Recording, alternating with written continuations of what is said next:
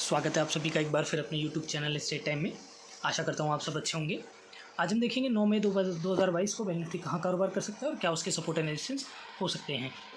जैसा कि आप देख रहे हैं वनडे चार्ट मैंने ओपन कर रखा है और मैंने इसमें आपको बताया था कि जैसे ही यहाँ प्राइस एक्शन बनाए इस रेंज के नीचे निकले और एक प्राइस एक्शन बना के निकले तो हम यहाँ पर सेलिंग पोजीशन में बैठ सकते हो। हमारा टारगेट जितना ये रेंज था उतना यहाँ टारगेट देखने को मिल रहा है।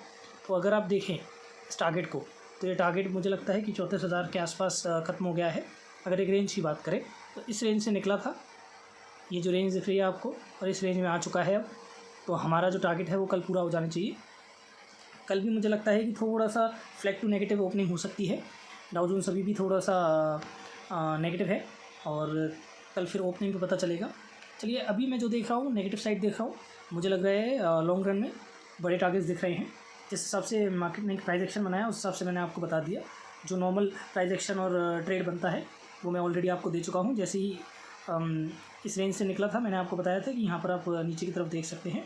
और मार्केट में जो सिनेरियो चल रहा है, जिस हिसाब से इन्फ्लेशन चल रहा है या जिस हिसाब से कमज़ोरी चल रही है मार्केट में, उस हिसाब से मुझे लंबे टारगेट्स दिख रहे हैं, बड़े टारगेट्स दिख रहे हैं। फिर से यहाँ टारगेट्स दिख रहे हैं यहाँ तक के। चलिए ये तो हो गया लॉन्ग रन की बात, एक लॉन्ग टर्म व्यू हमारा। अब देखते हैं 15 मिनट के चार्ट में कि बैंक निफ्टी कल क्या कर सकता है और किन चीज़ों पर हम ध्यान दे सकते हैं। जैसा कि आप देख रहे हैं जो लास्ट ट्रेडिंग डे था वो नीचे खुलने के बाद काफ़ी ज़्यादा एक रेंज में एक कंसोलिडेटेड व्यू दिखाया है इसने। अगर आपको पता हो नॉर्मली मार्केट कहीं भी जाए, चाहे नीचे जाए चाहे ऊपर जाए, एक बार होल्ड करता है और उसके बाद वो फिर से ब्रेकआउट देता है। अगर नीचे की तरफ गिर रहा है, जैसे आप देख रहे हो कुछ दिनों से नीचे गिर रहा है, लास्ट ट्रेडिंग डे पे काफ़ी अच्छा एक कंसोलिडेशन दिया है। अब देखना होगा कल ब्रेकडाउन देता है या ऊपर की तरफ जाता है। अभी जो मेरा पर्सनल व्यू है वो नेगेटिव है मार्केट को लेकर। तो कल अगर फ्लैट टू नेगेटिव खुलता है तो हम सेलिंग के लिए देखेंगे और 34,000 हमारा पहला टारगेट रहेगा। जो लेवल दिख रहे हैं 60 से 70 पॉइंट का स्टॉप लॉस रखेंगे हम। अगर स्टॉप लॉस लगता है तो मार्केट को छोड़ दें और फिर वेट करें। परसों कल ना लेकर फिर परसों हम देखेंगे कि क्या करता है मार्केट। फिर हम प्राइस एक्शन देखेंगे और समझेंगे मार्केट को कि मार्केट क्या कर रहा है। मान लीजिए अगर गैप अप खुल जाता है मार्केट 200-300 पॉइंट या ये जो आप देख रहे होंगे इसके नीचे, तो ये हमारा रेजिस्टेंस हो जाएगा पहला। प्राइस एक्शन बनाकर अगर ऊपर जाएगा तब मैं बाइंग की पोजीशन में रहूँगा। आपको एक बात समझनी होगी, मार्केट है कुछ भी कर सकता है, तो आपको स्विच करना आना चाहिए कि जो जैसा मार्केट कहे वैसा कीजिए, अपनी तरफ से कुछ भी मत कीजिए। मार्केट अगर आपसे बोल रहा है कि ऊपर जाना है मेरे को तो उसको जाने दीजिए और उसी हिसाब से ट्रेड लीजिए। ये नहीं कि आप अड़ जाएं कि नहीं मार्केट नीचे जाना चाहिए, मैं तो नीचे का ही ट्रेड लूँगा, मुझे तो नीचे जाता हुआ दिख रहा है, मार्केट में सिचुएशन ऐसी चल रही है, यूक्रेन वॉर चल रहा है, ये हो रहा है वो। तो इन चीज़ों को आप नज़रअंदाज कीजिए क्योंकि मार्केट अपने ही रंग में चलता है, अपने ही टेक्निकल्स होते हैं उसके, अपना ही प्राइस एक्शन होता है। तो अगर मार्केट ने ठान लिया कि ऊपर जाना है तो वो ऊपर जाएगा और उसके साथ चलने में ही बेहतरी है आपकी, ये बात ध्यान रखिएगा।